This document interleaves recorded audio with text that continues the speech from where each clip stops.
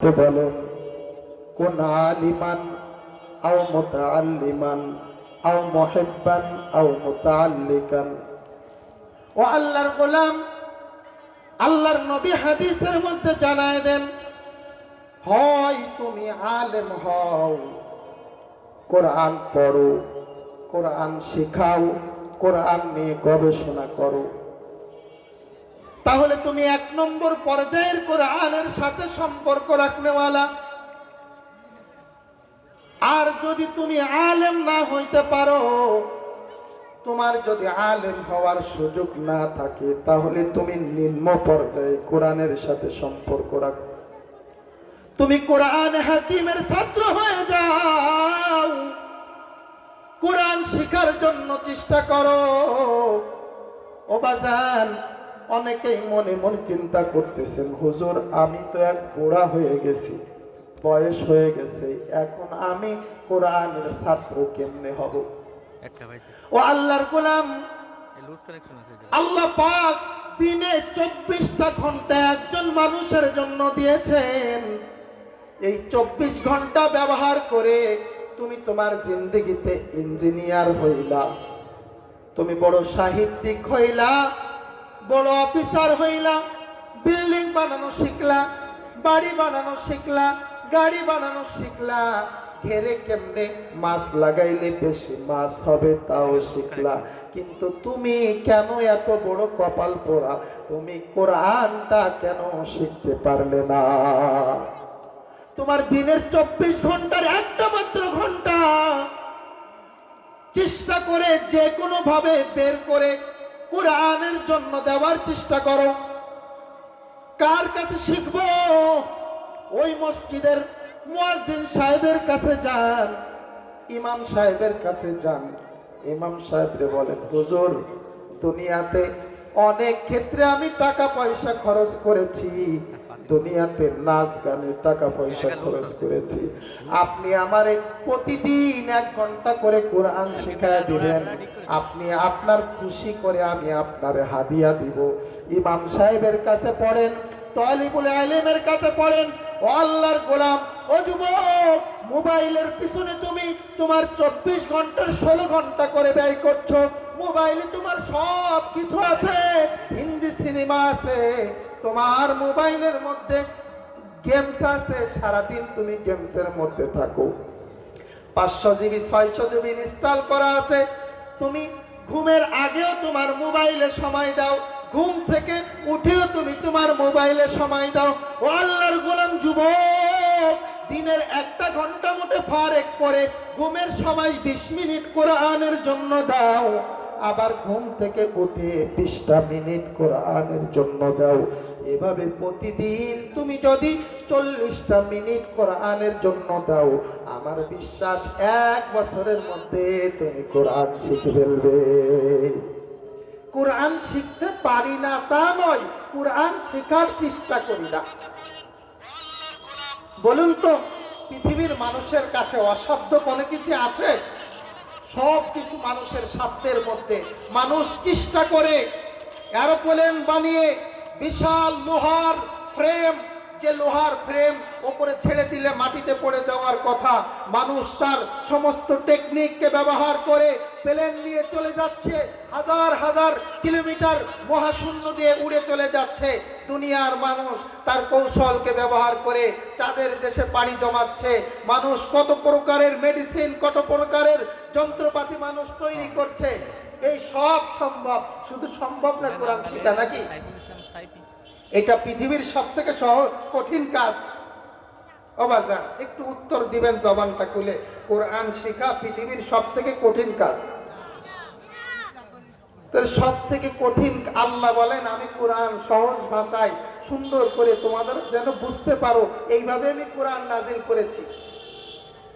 তাইলে আমরা যে অধিকাংশ মানুষ কোরআন জানি না, পারি না তা নয়, শিখার চেষ্টা করি নাই, ঠিক কিনা বলেন?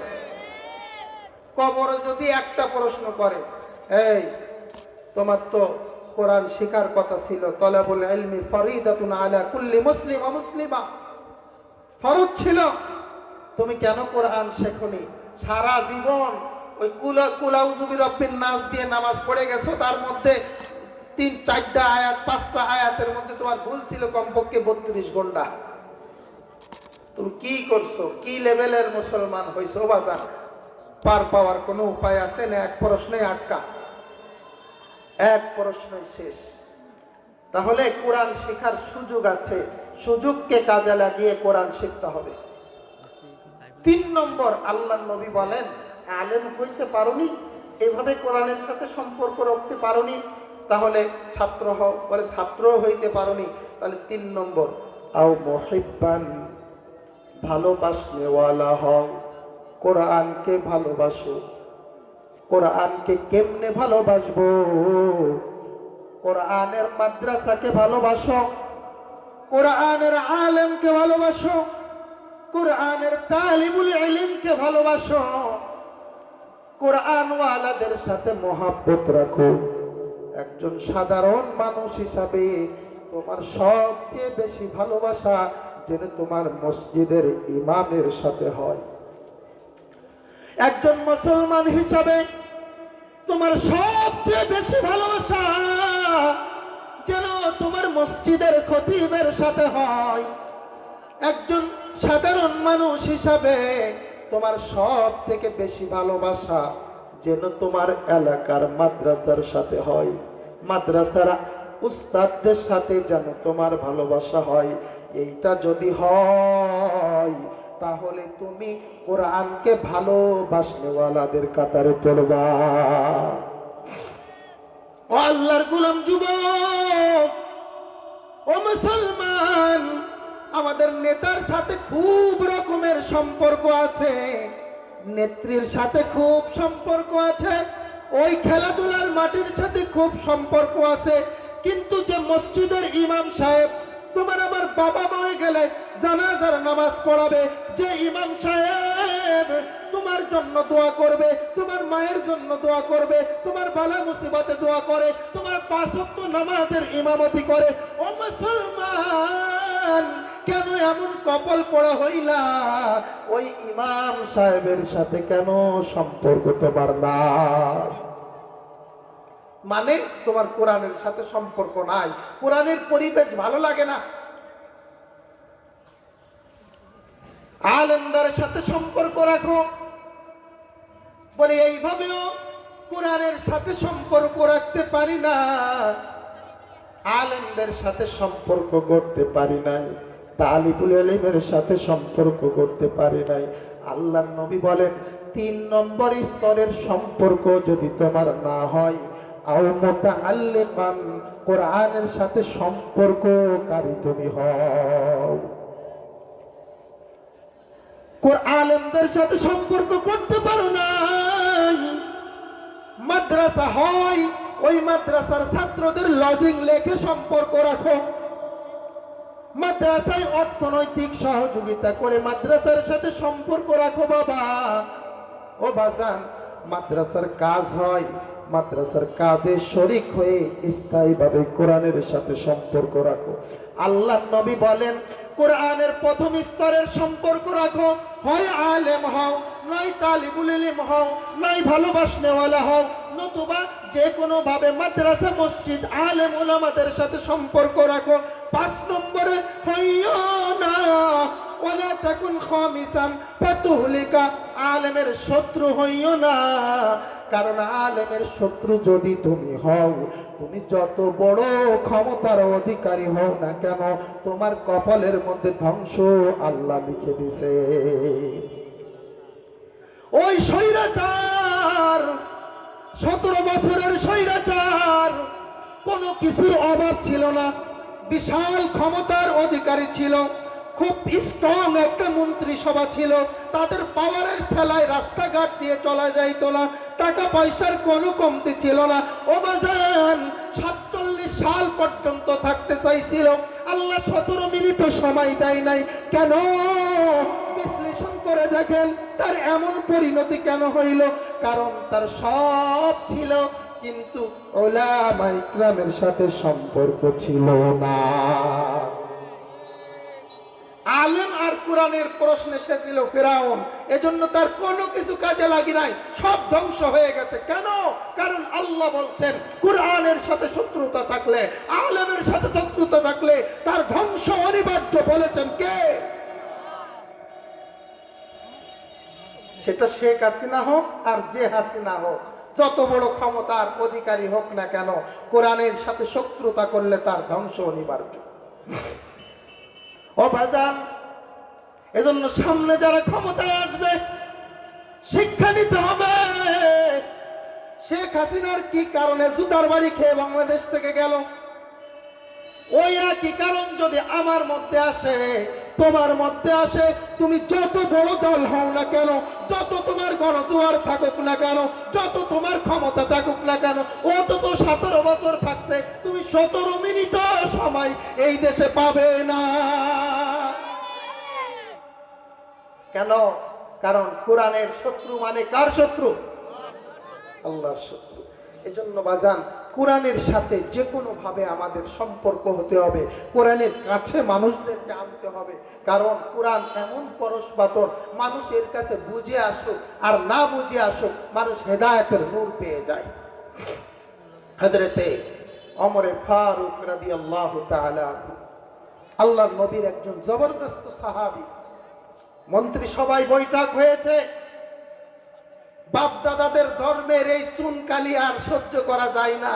মোহাম্মদ তো সব কিছু ফাঁস করে দিচ্ছে, কবে চাল খাইছি, কবে ডাল খাইছি, কার কি করি, কোথায় নারী নিয়ে আড্ডা দিছি, আর যা যা করছি সব তো মোহাম্মদ বলে দেয়। এই অপমান সহ্য করে পারা যায় না।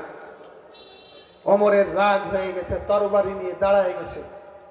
তোমরা আর টেনশন করো না, এত বৈঠক আর এত বসাবসি আর পারা যাবে না, টাইম দাও আমারে, আজকে আমি যাব, মুহাম্মদের ফয়সালা আমি নিজেই করে আসব।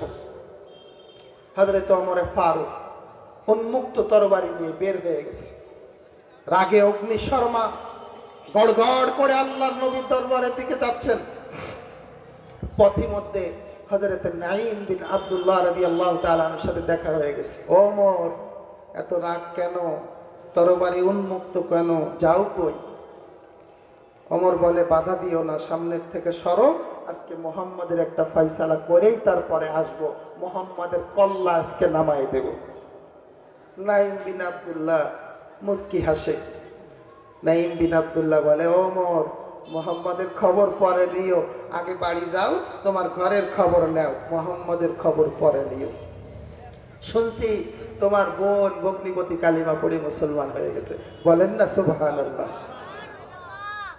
এই কথা শুনে ওমরের মিজাজ খারাপ হয়ে গেছে। হযরত ওমরে ফারুক পথ পরিবর্তন করলেন, বোনের বাড়ির দিকে রওনা হয়ে গেলেন। বোনের বাড়িতে পৌঁছে গেলেন। বোন ওমরে ফারুকের উপস্থিতি টের পেয়ে কোরআনে হাকিমের তেলাওয়াত করছিলেন, ওই পাণ্ডুলিপিগুলো লুকিয়ে ফেললেন। হযরত ওমরে ফারুক ঘরে প্রবেশ করলেন। ঘরে প্রবেশ করে রাগান্বিত হয়ে বোনকে বললেন, কি পড়ছিলে? তোমরা নাকি বাপ দাদার ধর্মের চুনকালি মেখে মুসলমান হয়ে গিয়েছ। হযরত ওমর ফারুক এই কথা বলেই ভগ্নিপতিরে পিটানো আরম্ভ করে দিলেন, বেধড়ক আঘাত শুরু করে দিলেন। ভগ্নিপতি রক্তাক্ত হয়ে পড়লেন। পাশে ফাতেমা স্বামীর এমন রক্তাক্ত অবস্থা দেখে আর সহ্য করতে পারলেন না, স্বামীকে বাঁচানোর জন্য সামনে গেলেন। হযরত ওমরে ফারুক রাগে রাগে রাগান্বিত হয়ে বোনের কপালে আঘাত করে ফেললেন। বোনের কপাল দিয়ে দর দর করে করে রক্ত পড়ে। এবার বোন ঈমানের তেজে তেজদীপ্ত হয়ে বলে উঠলেন, ওমর, যতই আঘাত করো না কেন, এই যে কালিমা পড়ছি, কেউ আমাদের চাপে পড়ে কালিমা পড়াই নাই, বুঝে শুনেই পড়ছি। যতই মারো না কেন, আমাদেরকে তোমরা এই কালিমা থেকে সরাইতে পারবে না। হযরত ওমর বোনের দিকে ফিরে তাকাইলেন, যে বোন এখনো পর্যন্ত ভাইয়ের মুখের উপরে কোনো কথা বলে নাই, আজকে এত হুঙ্কার দিয়ে কথা বলছে। ওমর বোনের চেহারার দিকে তাকাইলেন, তাকায় দেখলেন বোনের কপাল দিয়ে রক্ত পড়ছে। ওমরের দিলের মধ্যে মায়া চলে আসলো। ওমর এবার বোনরে বললেন, ও বোন, কি পড়ছিলে? ওই পড়াটা আমার একটু শোনাও। বোন বলে, না, অপবিত্র অবস্থায় শোনা যাবে না, উজু করে আসো, পবিত্র হয়ে আসো, তারপর শোনাবো। খাব্বাব রাদিয়াল্লাহু তাআলা আনহু খাটের নিচে লুকানো ছিলেন। ওমরের অবস্থা নরম দেখে বের হয়ে পড়লেন। ওমর গোসল করে আসলো। খাব্বাব রাদিয়াল্লাহু তাআলা আনহু এবার কোরআনের তেলাওয়াত শুরু করলেন। খাব্বাব রাদিয়াল্লাহু তাআলা আনহু সূরা তাহা তেলাওয়াত করে করে ওমরকে শোনাইতে লাগলেন। ওই সূরা তাহার তেলাওয়াতের এত পাওয়ার, ওমর নিচের দিকে মাথাটা দিয়ে মন্ত্রমুগ্ধ হয়ে হয়ে আল্লাহর কালামের তেলাওয়াত শুনে, আর ওমরের চোখ বেয়ে বেয়ে পানি পড়ে। খাব্বাব রাদিয়াল্লাহু তাআলা প্রথম রুকু পড়ে ফেললেন। প্রথম রুকু পড়ে খাব্বাব পড়লেন, ইন্নানি আনাল্লাহ লা ইলাহা ইল্লা আনা ফাবুদনি ওয়া আকিমিস সালাতা লিযিকরি। ওমর এই আয়াত, খাব্বাব এই আয়াত তেলাওয়াত করলেন। তখন ওমর রাদিয়াল্লাহু তাআলা আনহুর শরীরের মধ্যে কম্পন হয়ে গেল। ওমর রাদিয়াল্লাহু তাআলা আনহু নিজের অজান্তেই বলে ফেললেন, লা ইলাহা ইল্লাল্লাহ, আল্লাহু আকবার। খাব্বাব ওমরকে ডাক দিয়ে বলে, ওমর, তোমার জন্য একটা সুসংবাদ। আমি একদিন আগে মায়ার নবীকে তোমার নাম ধরে দোয়া করতে শুনেছি। ও খাব্বাব, চলো ওমর, চলো, আর দেরি নেই, আল্লাহর নবীর দরবারের দিকে চলো। হযরত ওমরকে নিয়ে খাব্বাব আল্লাহর নবীর দরবারে চলে গেলেন। কিন্তু সাহাবা দেখে ওমর বাঘ সিংহ পুরুষ, তার হাতে উন্মুক্ত তরবারি, প্রবেশ করা যাবে না, ওমরে ঢোকার পারমিশন দেওয়া যাবে না, কারণ ওমর যদি মায়ার নবীরে আঘাত করে বসে বড় ক্ষতি হয়ে যাবে। নবী জিজ্ঞাসা করলেন, কে আসছে? বলে, ওমর আসছে। আল্লাহর নবী বললেন, ওমরে বাধা দিও না, ওমরে ভিতরে প্রবেশ করতে দাও। ওমর রাদিয়াল্লাহু তাআলা ভিতরে প্রবেশ করলেন। আল্লাহর নবীর সামনে দাঁড়ালেন, তরবারিটা হাতে আছে। আল্লাহর নবী ওমরকে দাঁড়ানো অবস্থায় ওমরের বুকের মধ্যে একটা হাত দিলেন। হাত দিয়ে বললেন, ওমর, তোমার কি ফিরে আসার সময় এখনো হয় নাই? হযরত ওমরের চোখ দিয়ে পানি বের হয়ে গেল। আল্লাহর নবীকে ওমর ডাক দিয়ে বললেন, ইয়া রাসূলুল্লাহ, এই যে উন্মুক্ত তরবারি, আপনাকে হত্যা করার জন্য ওমর আজকে আসি নাই, এই উন্মুক্ত তরবারি আপনার সামনে রাখলাম। আল্লাহর নবী এই কোরআনে হাকিমের তেলাওয়াতের এত পাওয়ার, কোরআনের নূর আমার অন্তরের মধ্যে ঈমানের নূরটা জ্বালায় দিয়েছে। আল্লাহর নবী হত্যা করার জন্য আসি নাই, স্যালেন্ডার করতে আসছি। তরবারি আপনার সামনে রাখলাম, আপনি কালিমা পড়াইয়া মুসলমান বানাইয়া দিন। ও বাজান, কোরআনের কাছে ওমর তো বুঝে আসি নাই, না বুঝে আসছিল, তারপরও ওমরের অন্তরের মধ্যে কোরআন হেদায়েতের নূর জ্বালিয়ে দিয়েছে। ও আল্লাহর গোলাম, শেষ কথা বলে যাই, অনেক সমাজ তো দেখলেন, কার্ল মার্কস, লেনিন তাদের তন্ত্র মন্ত্র দিয়ে সমাজ পরিচালনা আমরা দেখেছি, কিন্তু কি হয়েছে? ৭২-এর সংবিধানের ফলাফল দেখেছি। মসজিদে নামাজ পড়তে গেলে বের হয়ে এসে দেখি জুতা হারায় গেছে, টুপিও হারায় গেছে, মোবাইলও হারায় গেছে। এইটা হলো মানুষের বানানো আইন দিয়ে দেশ চালানোর ফলাফল। ও আল্লাহর গোলাম, কিন্তু সোনার মদিনার দিকে তাকায় দেখেন, সেই ১৪৫০ বছর আগে কোরআনের আইন দিয়ে দেশ চলে, কিন্তু এত সুন্দর ফলাফল এখনো পর্যন্ত সোনার দোকানওয়ালা ভাই, রূপার দোকানওয়ালা ভাই দোকানগুলোরে নিশ্চিন্তে খোলা রেখে মসজিদে চলে যায়, একটা সোনা রূপাতেও কোনো চোর হাত দেয় না। ওই আফগানিস্তানের দিকে তাকায় দেখেন, মাত্র কয়েক বছর কোরআনের শাসন কায়েম হয়ে গেছে, বলা হয়েছে ওই ইউরোপ আমেরিকায় ফলাফল প্রকাশ করেছে, আফগানের মুদ্রা ইউরোপের মুদ্রার মানকে ছাড়িয়ে গিয়েছে। 1 বছরের ফলাফল অর্থনীতিতে ডেভেলপ হয়েছে। 1 বছরের ফলাফল কোনো ভিক্ষুক নেই। 1 বছরের ফলাফল কোনো টেন্ডারবাজি নেই। 1 বছরের ফলাফল কোনো চোর নেই, কোনো ডাকাত নেই, অন্যায় নেই, অবিচার নেই, সবাই শান্তির সুশীতল ছায়াতলে চলে আসছে। কেন? কারণ এটা আর কিছু নয়, একমাত্র আমার মাওলা পাকের কোরআনের পাওয়ার। এজন্য আমরা সামনে আর ওই তন্ত্র মন্ত্র দেখতে চাই না, আল্লাহর কোরআনকে দেখতে চাই। ঠিক কিনা বলেন? আল্লাহ আমাদের বুঝবার মতো, আমল করবার মতো তৌফিক আল্লাহ আমাদের দান করুন। বুঝলে ভালো, না বুঝলে ভালো, কিন্তু সত্য কথা এটা, আগামীর দিন কোরআনের দিন। আল্লাহ বুঝবার মতো তৌফিক দান করেন। ওয়া আখিরু দাওয়ানা আলহামদুলিল্লাহি রাব্বিল আলামিন।